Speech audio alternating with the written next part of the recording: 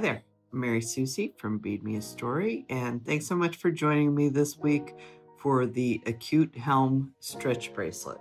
So I'll show you some variations that I have here. I put these three on the left into kits for you, and I'm going to show you the difference in sizes. So this one here is the original one that I made many years ago. And this is done with a 10.1 millimeter O-ring. And originally I wanted to call this the quoted helm, but it appears that CNT Designs beat me to this actual chainmail pattern. And it is something that has been out there in traditional chainmail for a long time. And then of course I've switched it to rubber to make it stretchy. I wanted to call it the quoted helm because I think that the little jump rings look like quotation marks. But anyway, this is just a helm weave. It is connected differently, and you can see the parallel lines that are created with the jump ring pattern in this. So it's a lot of fun. It's real easy to do. And of course, this largest version is by far the easiest, but it's very loose too and very forgiving. So it's gonna fit probably a range of sizes. So, you know, up to maybe like a ½ inch to even an inch, because you can kind of squish it back together. So when it gets pulled out, you can kind of smush it back together and make it a little tighter. And we do that with our vertebrae bracelet. So it's not one size fits most, but it's a very forgiving in sizes. And then you can see here, this one is done with our 8.3 millimeter O-ring. And this one is a little bit tighter. So you can still kind of squish it all back together and pull it apart, but it's a little bit more rounded than this other wider version of it. And then I just wanted to show you here briefly that this is a micro size one I'm working on. And this is working out really nicely, but I am having to struggle a little bit more and use a little bit different tools on this one in order to get the rings pulled through. And I think you'll see what I mean as we go along. But this is our new 5.3 millimeter O-ring, and I'm using 20 gauge 7/64 jump rings in this. So if you do want to attempt a micro version, I'll try and show just a little bit of that, but that is also possible too. Okay, so before I start, let's just talk a little bit about the ring sizes that I chose. I actually did so many of these. I did so many samples, tried so many different things.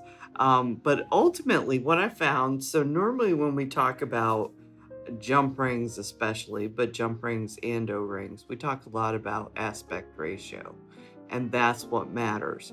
But in the case of this particular weave, what actually ended up mattering was that the jump ring, the outer diameter of the jump ring was slightly larger than the inner diameter of the O-ring, because we really want this to have a little bit of tension and be a little tight. So we want our O-rings to have to stretch a little bit to accommodate the jump rings that are sitting inside of them. And of course they'll be sitting sideways, so they do kind of make the O-ring form into more of an oval or a rounded square shape in it.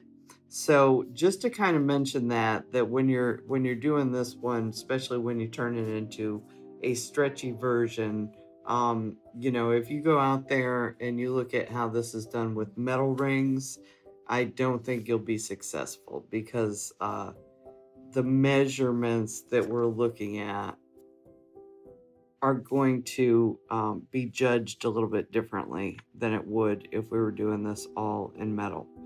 Okay, so you saw I just picked up 2 O-rings using 1 jump ring. So the 10.1 millimeter O-ring, I'm using square 18 gauge 3/16 jump rings with this. And that seemed to work rather nicely. But this is the loosest version, so this is the best one for beginners. But not necessarily, you know, the most tight version of the weave, which is what I really like when that happens, when it's very dense, very tight. But this will be the easiest version to show you with, so that's why I'm using this one. Okay, so you see that I created 2 of these little 2 O-ring, 1 jump ring units, and I'm gonna throw together one more just so that we can kind of move through these first couple steps. And however many rows, so if let's say we're doing 18 rows of this, I can probably create 17 of these ahead of time and then kind of see where I go, because you do want to check this against your wrist, because as I said, that the sizing will have a bit of variety to it. So you might want it tighter, you might want it looser, you might want to really see how this fits first. Okay, so we've got 2 of these little pieces, and I've got 1 O-ring sitting here. So what I want to do is I want to take these 2 pieces and I want to pick up an O-ring from each one and then just let them dangle down. Okay, and then I'm going to squish this together, smoosh, squoosh, however you want to call it. We're going to squish this together and pull this O-ring over top. Okay, and then we're going to make sure that it's sitting on top of the jump rings. Now this doesn't have to be perfect at this stage, because now I can't seem to get them back together. Hold on, let me pull this off. Get talking, and I lose my visual on the piece I'm working on. Okay, so just squish those together, push this O-ring over the top, okay, and pull it on. Now, actually, while we're here, let me just show you that depending on the version I do, some of the versions are tighter than others. So I might use a little piece of thread or leather. I might use a bead wire, which is what I'm doing with this micro version. You may need something to help you pull this through. And I'll just show you how that works. So instead of smooshing, we can just put that onto, see how there's 1 O-ring of each on here, and then we can drop that O-ring down and just use that like a needle and pull this on. Okay, so once you get this O-ring pulled on, and I kind of want it sitting over the jump rings, what I'm going to do is allow these jump rings to fold over. So see how this was 1 component, and I'm folding these off to one side, and then I'm folding the ones from the other unit off to the other side. Okay, and basically when you lay it down, you should have something that looks like this. Okay, so see how we have our 2 parallel jump rings, and you can see that very clearly that these are both sitting in the same direction and they're not crossing over each other. Okay, so you can see that this does look a little bit like a helm weave. We've got our 2 outer rings on these 2 outside rows, and then we have an O-ring that is sitting sandwiched between all those. And the biggest difference is that normally we would have a jump ring or 2 going across, but these are slanted. So that's the main difference. This is really, like I said, just a helm weave. So now I'm going to pick up one of my jump rings, and I'm going to slide it in between the 2 O-rings that are on my right-hand side. And that's just because I'm right-handed. So if you want to work left-handed and work to the left, that's fine with me. I don't think you'll be confused in any of these instructions. This is a very easy project. So you can see I'm taking my jump ring and I'm going down through the 2 outside jump ring, or I'm sorry, O-rings, through the 2 outside O-rings. But I'm inside this ring here that I just sandwiched in between. And I want to bring my jump ring up and through, okay, so it remains in the center of this O-ring here that I just sandwiched between. But it is hooking on to these two. And hopefully I'm letting you see this so you can really understand what's happening here. Okay? And then I'm going to close this jump ring.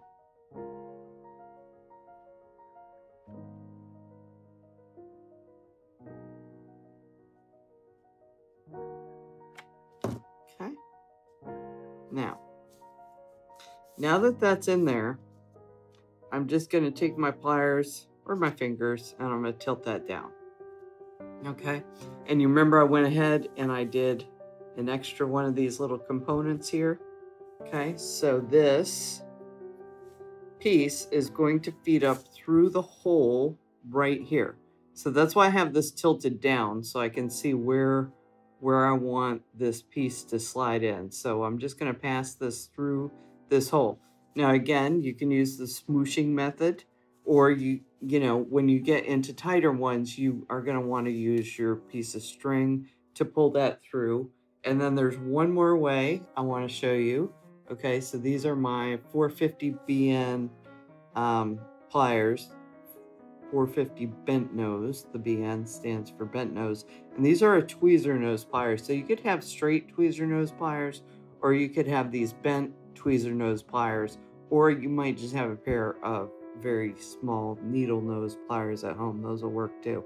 And I'm going to pass the pliers through this hole, okay, and let them open up and grab my piece here and pull that in. Now I'm not going to pull it all the way in where the jump ring goes in between. I'm just pulling it enough to where I can grab onto it with my hands, and I'll pull that jump ring in. But see how my jump ring isn't necessarily facing in the right direction, so I'm just gonna kind of turn it a little. Okay, and you can see now we've got two jump rings that are sitting parallel, just like in the first row. Okay, so that's very easy. For this version, I don't need pliers like this, but in some of the other versions, like for example, I'll just show you. So this one here, I used square wire jump rings with my 8.3 millimeter O-rings. This one was tight, and I did have to pull this through using the pliers each time. Okay. This one, I didn't have to do that. I was using round jump rings, and these are only a 19 gauge. So I had a little bit of extra room, and I was able to use the smoosh version with that. Okay, so just so you're aware that, you know, depending on how tight you're working, this might be done a little bit differently, but we're essentially doing just exactly the same thing. Okay, so let's do one more row of this just so you can see a little bit more of it being done.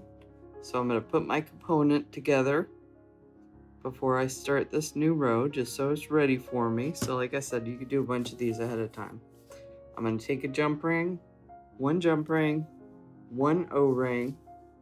I'm going to slide this O-ring in between these two O-rings that are on my right side end. I'm going to pass the jump ring down through those two while staying in the middle of this single jump ring that I just sandwiched. Okay, and I'll bring my jump ring up and around so it comes back out to the front. Okay, I'll let you look at this in a bunch of different ways, but you see it's inside, completely inside this ring here, but it did grab onto these two O-rings here. Okay. And I will close. And if I was doing a regular helm weave, I would be grabbing 4 O-rings, but this is an acute helm, so we're only grabbing onto 2, and then this just kind of floats there in the middle. Okay, and then once again, I've got my little component, and this time I'll just show you the smoosh version. I'm just going to push that up through, and you can see I just pushed it, and I'll be able to grab that with my fingers. And then one more thing I wanted to show you. So you see me pulling this through. Now if I was to fold this over, see how my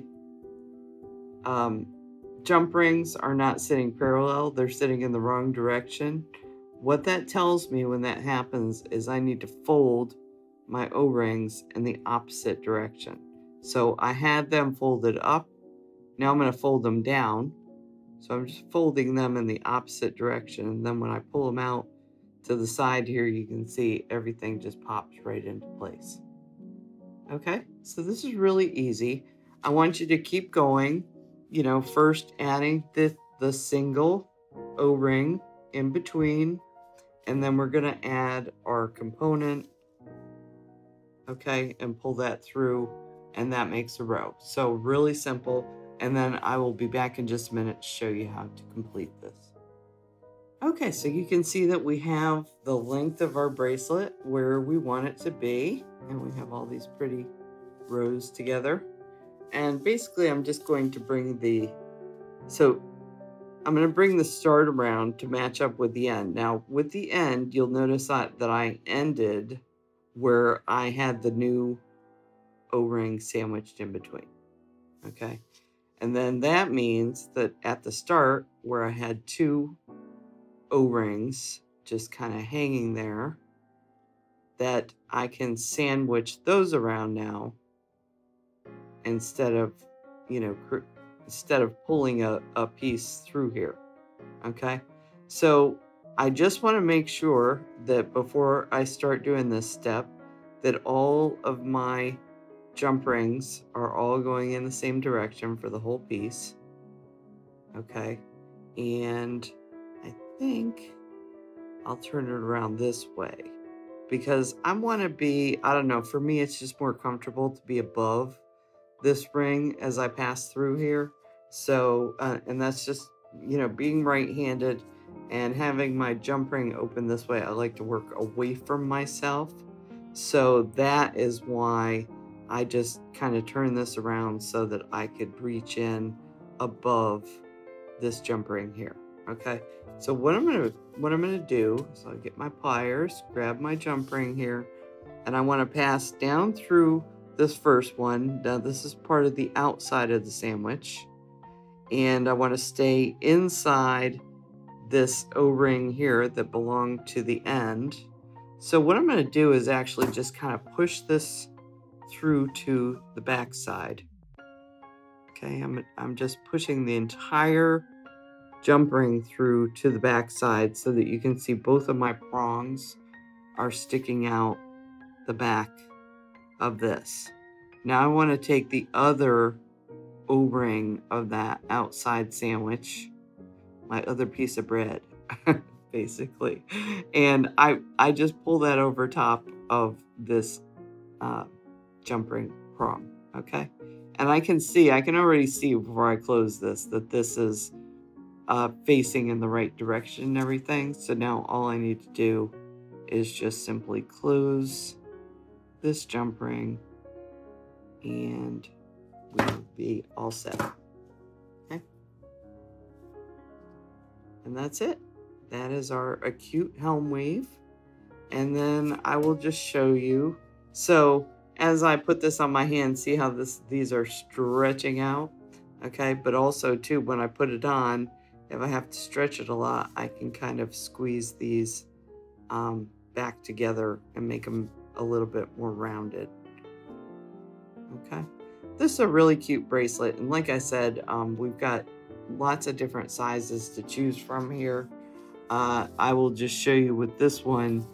You can see how tiny this space is, but I'm basically doing the same thing. Okay, and that's when we pull each piece through, I can try using my 450 BNs, and I think those will work great.